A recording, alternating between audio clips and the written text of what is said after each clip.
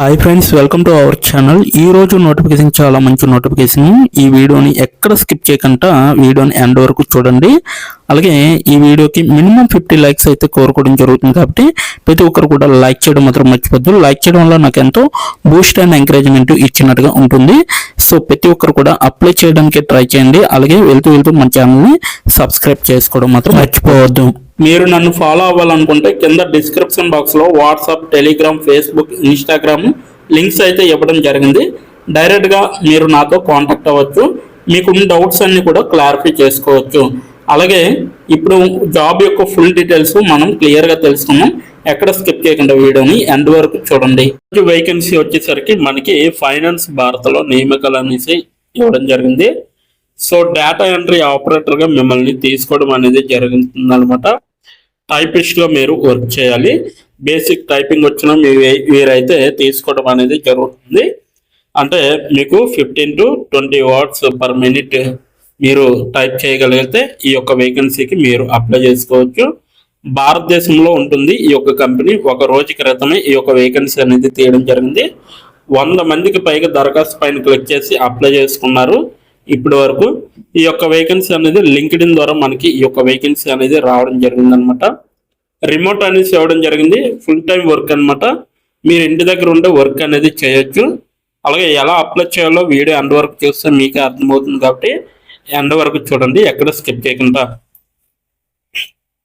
మీ profile మరియు రెజ్యూమ్ను ఈ ఉద్యోగానికి ఎలా సరిపోతాయి ఇప్పుడు చూడొచ్చు.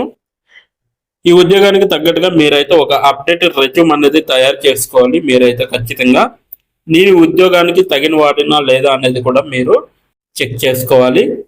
అలాగే ఈ ఉద్యోగం కోసం నన్ను నేను ఎలా ఉత్తమంగా తీర్చిదిద్దుకోగలను అనేది కూడా మీరు ఆలోచించి చెక్ చేసుకోవాలన్నమాట. ఉద్యోగం గురించి చూసుకుంటే ఉద్యోగం పేరు వచ్చేసరికి రిమోట్ డేటా ఎంట్రీ ఆపరేటర్గా మీరు వర్క్ చేస్తారు. అది కూడా టైపిస్ట్ అనమాట. స్థానం వచ్చేసరికి రిమోట్ అనేసి ఇవ్వడం జరిగింది. భారతదేశానికి చెందిన అభ్యర్థులు మాత్రమే దీనికైతే అప్లై చేసుకోవడం అనేది జరుగుతుంది. ఉద్యోగం రకం వచ్చేసరికి ఫుల్ టైం వర్క్, అలాగే పార్ట్ టైంగా చేసుకోవచ్చు. ఫ్రీలాన్సర్గా కూడా మీరు ఈ యొక్క వర్క్ అనేది చేసుకోవచ్చు ఒప్పుకొని. పరిశ్రమ వచ్చేసరికి అడ్మినిస్ట్రేటివ్ సపోర్ట్గా మీరైతే వర్క్ చేయాల్సి ఉంటుంది. సో ఐటీ అన్నమాట ఇది. ఉద్యోగం సారాంశం వచ్చేసరికి డిజిటల్ సమాచారాన్ని సమర్థవంతంగా నిర్వహించడం ద్వారా మా కార్యకలాపాలకు మద్దతు ఇవ్వడానికి మేము అంకిత భావంతో కూడిన మరియు వివరాలపై దృష్టి సారించిన రిమోట్ డేటా ఎంట్రీ ఆపరేటర్ టైపిస్ట్ను నియమిస్తున్నాము అనేసి చెప్పడం జరుగుతుంది. అలాగే బలమైన టైపింగ్ నైపుణ్యాలు అనేవి అవసరం. ఖచ్చితత్వం మరియు స్వీయ ప్రేరణ ఉన్న వ్యక్తులను ఇది ఇంటి నుంచి పనిచేసే అవకాశం కాబట్టి వీళ్ళైతే తీసుకోవడం జరుగుతుంది.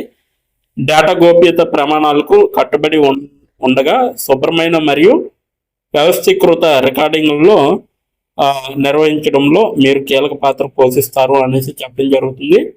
కీలక బాధ్యతలు చూసుకుంటే అంతర్గత వ్యవస్థలు మరియు స్ప్రెడ్షీట్లలో డేటాను ఖచ్చితంగా నమోదు చేయండి మరియు నవీకరించండి అనేసి చెప్పడం జరుగుతుంది. లోపాలు, అసమర్థతలు మరియు పరిపూర్ణత కోసం డేటాను సమీక్షించే విధంగా ఉండాలి. సాధారణ డేటా బ్యాకప్లను నిర్వహించండి మరియు డేటా భద్రతను నిర్ధారించండి అనేసి చెప్పడం జరుగుతుంది. డాక్యుమెంటేషన్ మరియు డేటా నిర్వహణ కోసం ప్రామాణిక విధానాలను అనుసరించే విధంగా ఉండాలి. అలాగే ఈమెయిల్ లేదా సహకార సాధనాల ద్వారా బృంద సభ్యులతో కమ్యూనికేట్ చేసే విధంగా ఉండాలి. రోజువారీ లేదా వారం డేటా ఎంట్రీ లక్ష్యాలు మరియు గడువులను చేరుకునే విధంగా ఉండాలి. అలాగే ఉన్నత పాఠశాల, డిప్లొమా లేదా తస్మానం గ్రాడ్యుయేటెడ్కు ప్రాధాన్యత అనేది లభిస్తుంది. డేటా ఎంట్రీ అడ్మినిస్ట్రేషన్ లేదా టైపింగ్ పనిలో ముందస్తు అనుభవం ఉంటే మంచిదన్నమాట. అధిక ఖచ్చితత్వంతో నిమిషానికి కనీసం 35 నుంచి 40 పదాలు టైపింగ్ వేగం అనేది ఉండాలి. ఎంఎస్ ఆఫీస్ ఖచ్చితంగా రావాలి, ముఖ్యంగా ఎక్సెల్ అండ్ వర్డ్. అలాగే విశ్వసనీయ ఇంటర్నెట్ కనెక్షన్ అనేది ఉండాలి. కనీస పర్యవేక్షణతో స్వతంత్రంగా పనిచేయగలిగే సామర్థ్యం అనేది ఉండాలి. అలాగే ప్రాథమిక ఆంగ్ల సంభాషణ నైపుణ్యాలు అనేవి ఉండాలి. రాతపూర్వక మరియు మౌఖిక అనేది. జీతం వచ్చేసరికి ప్రారంభ స్థాయికి అయితే నెలకు 12,000 నుంచి 18,000 వరకు కూడా ఇవ్వడం జరుగుతుంది. మిడ్ లెవెల్ స్థాయి అయితే 1 నుంచి 3 సంవత్సరాల అనుభవం ఉన్న వాళ్ళకైతే 18,000 నుంచి 25,000 వరకు కూడా ఇవ్వడం జరుగుతుంది. ఫ్రీలాన్సర్ పార్ట్ టైంకి అయితే గంటకు 200 నుంచి 500 వరకు లభిస్తుంది. అది కూడా పని భారం, అనుభవం మరియు క్లయింట్ ప్రాజెక్ట్ అవసరాల ఆధారంగా పరిహారం మారవచ్చు అన్నమాట. ప్రయోజనాలు 100% రిమోట్ పని, సౌకర్యవంతమైన పని గంటలు, అంటే మీకు నచ్చిన టైంలో పనిచేయచ్చు. వారం నెలవారీ చెల్లింపులు అనేవి ఉంటాయి. వారానికైనా పేమెంట్ ఉండొచ్చు, లేదంటే నెలకైనా ఒకసారి పేమెంట్ ఉంటుంది. అది కూడా ఒప్పందాన్ని బట్టి. పని జీవిత సమతుల్యత, దీర్ఘకాలిక నిశ్చితానికి అవకాశం అనేది లభిస్తుంది. దరఖాస్తు చివరి తేదీ వచ్చేసరికి జూన్ 25 వరకు కూడా ఉంది, కాబట్టి మీరు ఈజీగా అప్లై చేసుకోవచ్చు. ఓకేనా? సో ఇప్పుడు ఎలా అప్లై చేయాలో మనం తెలుసుకుందాం. దానికన్నా ముందు ఈ యొక్క నోటిఫికేషన్ లింక్ నేను కింద డిస్క్రిప్షన్ బాక్స్లో మీకైతే ప్రొవైడ్ చేయడం జరిగింది. అక్కడికి వెళ్ళి మీరు డైరెక్ట్గా అప్లై చేసుకోండి ఈజీగా. ఇప్పుడు ఎలా అప్లై చేయాలో నేను వివరంగా చెప్పడం జరుగుతుంది, కాబట్టి ఎండ్ వరకు చూసి అప్లై చేసుకోండి. ఓకేనా? ఇప్పుడు ఎలా అప్లై చేయాలో మనం తెలుసుకుందాం. ఇప్పుడు ఎలా అప్లై చేయాలో మనం తెలుసుకుందాం.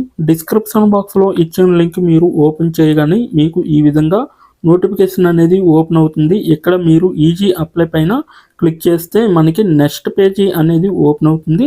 ఇక్కడ నెక్స్ట్ పేజీలో అప్లై టు అని ఉంది కదా, అక్కడ దాని పక్కన కంపెనీ నేమ్ అనేది రావడం జరుగుతుంది. ఏ కంపెనీకి అయితే అప్లై చేస్తున్నారో ఆ యొక్క కంపెనీ నేమ్ అనేది రావడం జరుగుతుంది. దాని తర్వాత మీరు మీ యొక్క ఈమెయిల్ ఐడితో లింక్డ్ఇన్లో లాగిన్ అయ్యి ఉండాలి. అలా అయ్యి ఉంటే మీకు ఈమెయిల్ ఐడి కూడా కనబడుతుంది.